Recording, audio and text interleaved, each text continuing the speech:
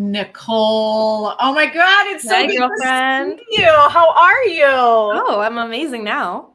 Oh, well, oh my gosh, I'm so honored. So everybody, I want to introduce you to Nicole, one of our hiring managers and clients at WonderFi. Today, we are going to dive into WonderFi and Nicole and some of the work we've done for them because we are bullish. We are bullish on WonderFi. You guys have acquired so many different companies. You're taking Canada by storm. So first off, can you introduce yourself and tell us a little bit about WonderFi?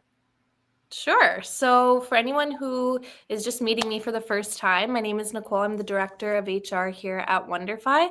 I've been with the company for just over 4 years, and I handle everything HR related from onboarding all the way to offboarding, everything in between, policies, benefits, socials, all of the fun and not so fun parts of team changes. And so that's kind of what my responsibilities are on a cultural level. I like to think of myself not as a mom of WonderFi, but like the older sister who takes you to parties, but also tells you if you're being an idiot, you know. And basically, if anything involves people at WonderFi, it at some point passes through me. I love that. Yeah, I've gotten nothing but amazing feedback from all of our placements about you and your momming. So you're killing it over there. Tell us a little more about WonderFi. Yeah, so WonderFi is a Canadian fintech firm. We own and operate two of Canada's largest and most reliable crypto trading platforms, which are BitBuy and Coinsquare. Together, we have over 1.7 million users across the two platforms. And basically, our goal is to make crypto trading accessible and compliant, whether you're trading $1 or over $1 million. And yeah, we have really big plans for the future as well. So stay tuned if you are interested in following our story. It's going to evolve a lot over the next few years. How many people do you have on the team? Right now, we're around 115 for the past few. I would say for the past year, it's been steady around that number. It's a good number. Yeah. Where is everybody based? So WonderFi is primarily based in Toronto. It was actually originally founded in BC, but after the acquisition of BitBuy in 2022, that kind of moved over to Toronto. So 87% of our team, or somewhere around there, is based in Ontario. And then we have a small team in Vancouver as well, and a couple stragglers throughout Canada, but we are fully Canadian right now. I'm so excited to see you for Consensus. I know. I cannot wait. Me and Emily are our conference buddies. Yes. And what I love about Toronto. So I'm in Chicago, and it just feels like Chicago is like a little bit of a bigger version of Toronto. Like we've got the lakefront, the overall vibe. It was just, I love Toronto. So people do say that they're very similar. Yeah, it is definitely similar. I'm waiting for you to invite me to Chicago, though. Say it again. I'm waiting for you to invite me to Chicago so I can see it. You've got a place to stay. Just come. I'm gonna sleep in your desk pod. That's fine. It's very comfortable. It's 8 inches. It looks very comfortable. I have taken a nap in here before. Okay. So you've been at WonderFi for how long? When did you start at WonderFi? So I actually started at BitBuy before BitBuy was acquired by WonderFi. I had a bit of an interesting journey, an amazing journey so far with WonderFi. But I was hired in as the first and only HR employee in BitBuy in 2021. And then very early 2022, BitBuy was acquired by WonderFi, which also just so happened not to have HR. So then I went from, being the only HR employee at BitBuy to the only HR employee of WonderFi and BitBuy. And then the roller coaster just continued from there with a lot of other M&A and things like that. So technically I wasn't hired at WonderFi. I was brought in through an acquisition, but I started in this role or a version of this role in early 2021. I know your job has changed a lot. What do you think is something people don't know about your role?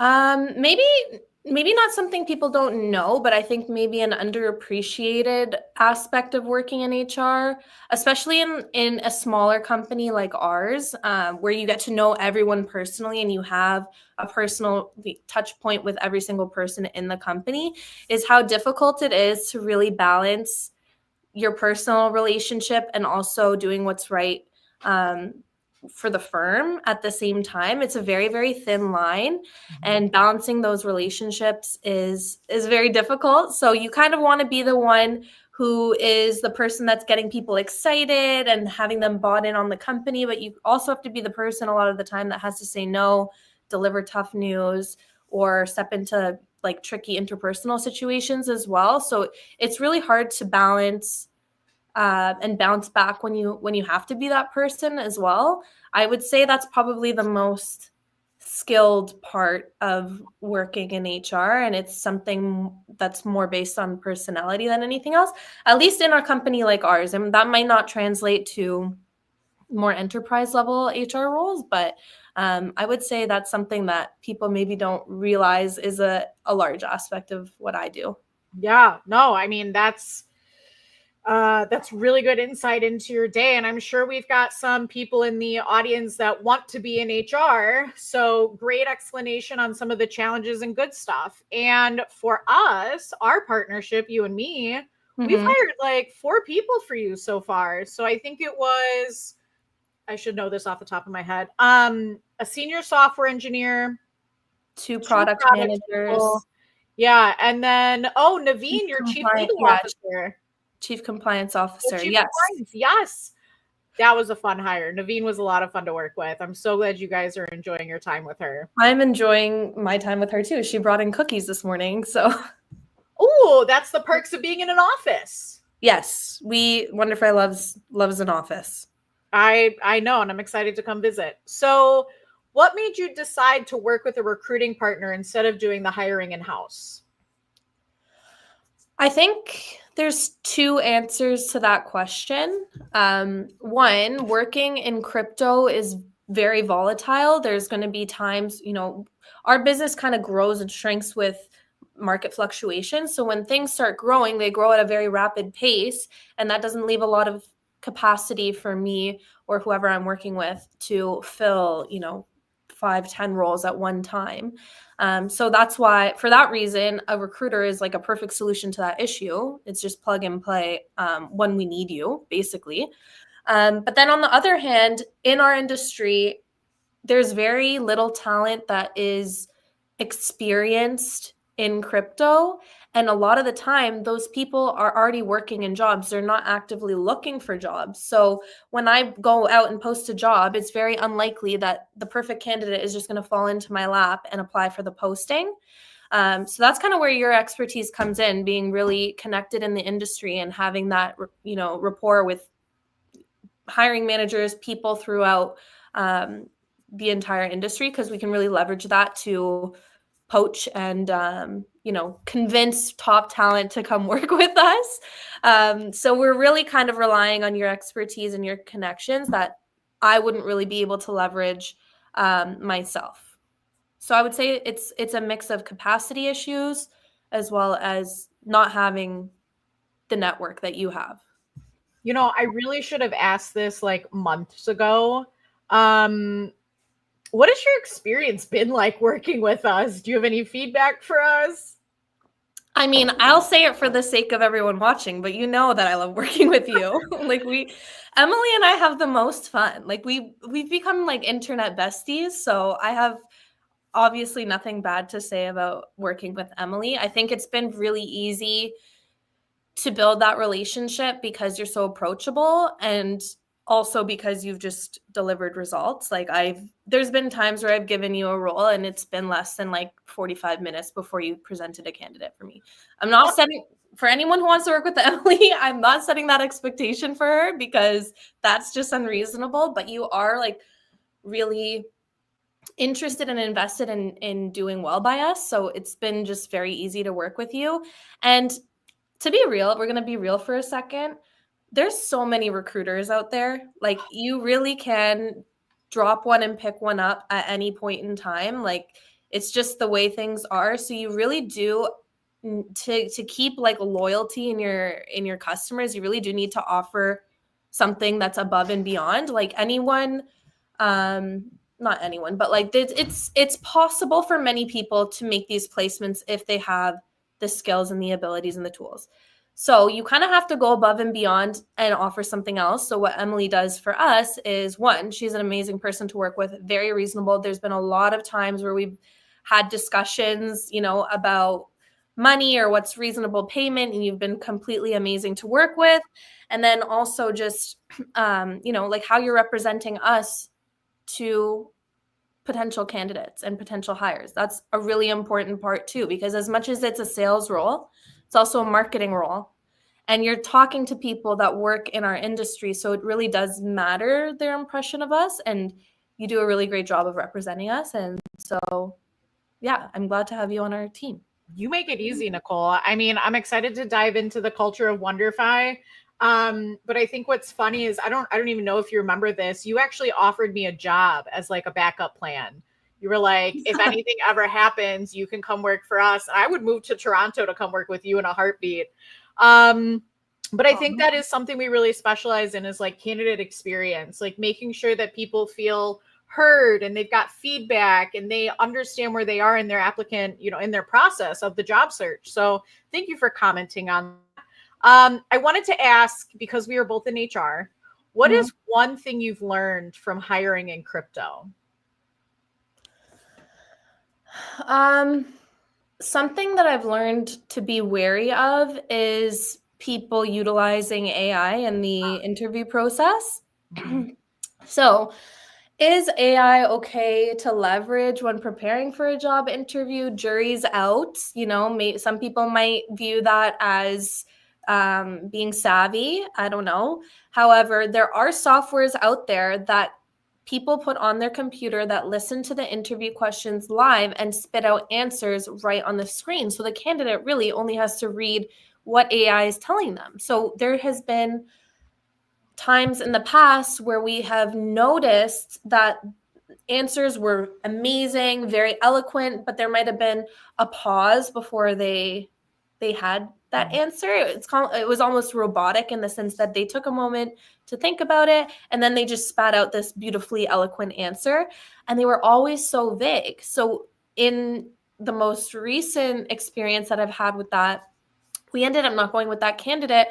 One, because we suspected she was using AI to answer the interview questions, but also like we didn't really get to know anything about her. And like that's a big part about joining our team, is like we want to make sure that you're gonna be a good fit and you're gonna be happy here. Like we always want to hire people who are going to be happy being on our team so that they stay and that they produce. And we didn't know, at the end of the day, we were like, you had great answers, but I don't know anything about your own personal experiences, right? So I think that's something that I've learned. I don't know if that necessarily is hiring in crypto. I think people that work in crypto are quite savvy in those areas. So maybe it's a little bit more prevalent, but that's definitely something that I've ran into recently. So yeah, maybe AI is a great tool to get to know the company that you're working for. Like, what should I know about this company? What can you tell me for doing research?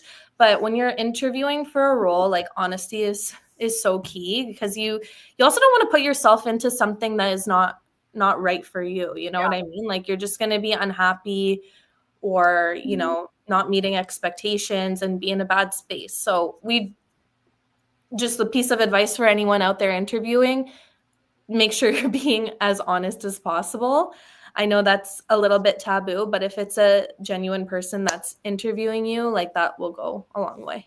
Well, I mean, and you're going to be working with these people so closely, they're going to figure out who you are anyway. You know what I mean? Like they're going to figure it out. And that's a point that I made. I'm actually going to make a video about this. Weakness, everybody's weakness. Nobody wants to talk about their weaknesses because they feel like it's going to disqualify them from the job. And it's not. And correct me if I'm wrong, Nicole. Companies evaluate your weakness, not to disqualify you, but to make sure that their team makes up for your weakness and your strength makes up for the team's weakness. Would you agree? Yeah, I agree. And I think anyone that thinks that they don't have a weakness is maybe just not self-aware, because we've all got them. Yeah. And no one's expecting perfection from anyone. So I would agree with you on that. So going back to culture, I have a process, but I want to understand. Oh, sorry, did my internet go out? yeah. I'm telling I think you're you, back. Oh, you're almost back. I'm almost back. I just spent like a ton of money on my internet infrastructure and like it's not even working. I'm gonna have to make some returns. So my question to you was, how do you evaluate if someone is the right culture fit? I have my process, but I'm curious of to yours. Yeah, I think culture fit is a bit of an interesting term, and I think people define it in different ways. I think for a lot of hiring managers, culture fit might mean someone that is somewhat of a carbon copy of what they already have and what already works. And while, finding someone that's going to get along with your team is really important, I think if you look for someone with similar background, similar interests, someone that's going to like click with the team, it's just going to create a very siloed, uninformed, and cliquey environment. Mm-hmm. So for us, we want to know about your interests and your hobbies and what makes you a person and what makes you interesting for sure. But we're not really looking for similarities in that area. What we really look for is approachability, willingness to be part of the team, willingness to participate in more than just your 9 to 5. And no, that doesn't mean working after hours. That means like being bought into the vision, being interested in getting to know the people around you. That's what is important to build a culture. And a culture really should be a lot of people from a lot of different walks of life and from different backgrounds, because that's how you bring perspective to problems, to the environment. If you have everyone coming from the same life, you're not going to be able to learn anything. And I think personally, in my personal life, that's been like the most beautiful thing about working in general, is that you get to meet people that you would never otherwise meet. Like I have become friends with people who are 30 years older than me and like on their third divorce. And I'm like at this point still graduating university. And for some reason we're like best friends. You know what I mean? Like that never happens if you are just in a siloed environment your entire life. So I think it's like one of the most beautiful things about working in general. But for WonderFi specifically, it's really more of an attitude thing than anything else. Again, we want to get to know the qualities that you have and things you're interested in and like learn about that. But if you have a completely different background, if you're born somewhere else, if you grew up in like a different way, like that is more the merrier here, because all that does is make us more interesting, give us more learning opportunities and more ability to solve issues. So, and back to your that was a great answer. It was perfect. But back to your 115 employees, are you hiring? I know you're hiring a product designer. Are you hiring for anything else right now? Yes, we are hiring a product designer. Our product designer is moving home, so we wish him all the best, Jack. But if anyone is interested in joining as a product designer, we have a post out for that right now. It just went out yesterday. That is going to work primarily on our trading platform. And then we're also lightly looking for a BDR sales type of role right now. But they do pop up all the time. So we also just keep an eye out for good talent when we can. Well, you should check out Salam, because Salam says he'd be a great fit. So we'll check you out later. Awesome. And Salam, just so you know, Toronto is 100% on site WonderFi is 100% on site in Toronto. So that's really where they're looking for candidates. Now, we've talked a lot about culture. I am very familiar with the culture at WonderFi, but how would you describe it? About WonderFi in particular, like I mentioned, there's people from all walks of life here, which is an amazing part of WonderFi. I think WonderFi's culture is particularly interesting because of all the M&A that we've gone through. So there's kind of different groups of people in terms of their history that work for WonderFi. So there's people who have been hired into the environment as we know it over the past year and a half, but there's also people who have been brought in through different acquisitions. So there was the BitBuy acquisition, CoinSquare, and CoinSmart that all kind of worked together at separate companies before they were part of WonderFi. And that has happened multiple times throughout the existence of our company. And there's been people who have been WonderFi employees before any of this ever happened. So it's really interesting in that sense because there's a lot of history in interpersonal relationships, which is really cool. And it's been really cool also to see how each acquisition has changed and shaped our culture. But as it stands right now, what I would say about it is we're very adaptable to change. That is like a big thing about our culture and very necessary for us to survive in the environment that we're in. We're very youthful. It's a very casual environment. There's definitely an expectation to work and to work quickly. We turn things around very, very quickly. However, it's a very comfortable work environment. Everyone is comfortable to approach whoever they need to. You can like wear sweatpants to the office. Everyone is completely, I think, comfortable here. So I would say comfortable, casual, youthful, adaptable to change, very strong team vibe. Like you'll see a lot of our team members actually hang out outside of work hours as well. Sometimes they go to like workout classes together before work, or they spend like the weekends together. And that's like a big part of it too. And again, we look for people that are interested in that aspect of just like being involved in a greater capacity than just like, clicking away at the computer and leaving it there. So yeah, I think it's really rare to see people kind of mix social and work maybe to the level that we do at our size. Maybe it's a little bit more common in smaller firms, but I think it's like a really special part of working here. And I think it's actually what people maybe appreciate the most typically. So I hope that kind of answers a little bit about WonderFi's culture, but honestly, it's ever evolving, and you kind of just have to see it for yourself to really get the gist of it. And if you have an opportunity to interview at WonderFi, I mean, Nicole, they should be blown away by this conversation, but like, oh my God, if you were lucky enough to work at WonderFi, you were going to be so happy. I mean, we've got nothing but amazing feedback from Naveen and Sophia and just everybody on the team is thrilled to be there. But you know what I think? I mean, you obviously have a big impact here, but I think culture also really stems from leadership.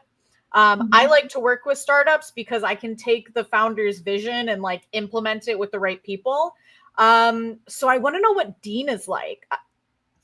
Yeah, that's awesome. No, I think it's what I said about our culture is probably a good reflection of Dean.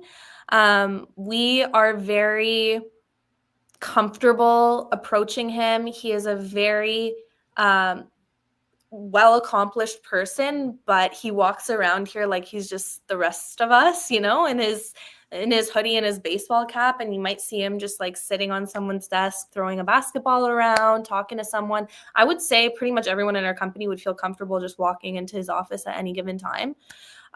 So I would say that's a really, really like admirable thing about Dean, especially with the success that he's had.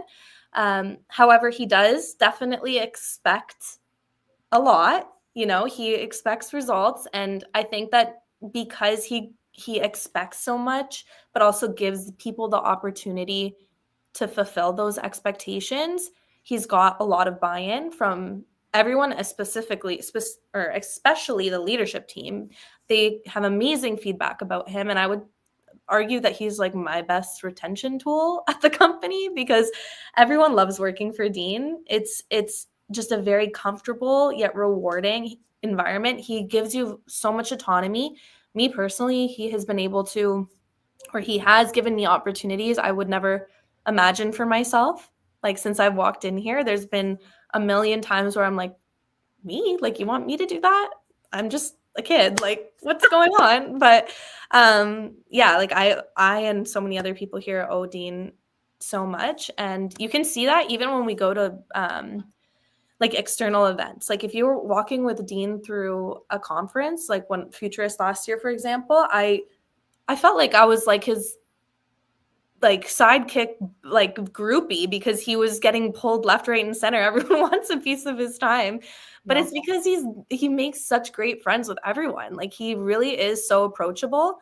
And yeah, I think everyone here is like totally bought in because Dean's leading us. So it's like a really, really great part about working here. Hey, half the battle is loving your job. The other half is loving who you're doing it with. It was funny. I texted Dean at like 1:00 in the morning Central, which is 2:00 Eastern, and he got back to me. And I was like, I'm so sorry. I was just prepping for my day, and it was crazy. Yeah, fun fact about him, he doesn't like sleep that much. Yeah.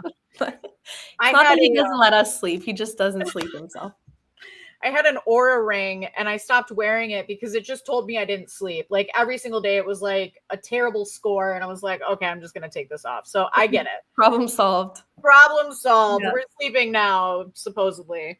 Nicole, always great to see your face. Thank you so much for coming on and telling us about WonderFi and about you and about Dean and what you're hiring for.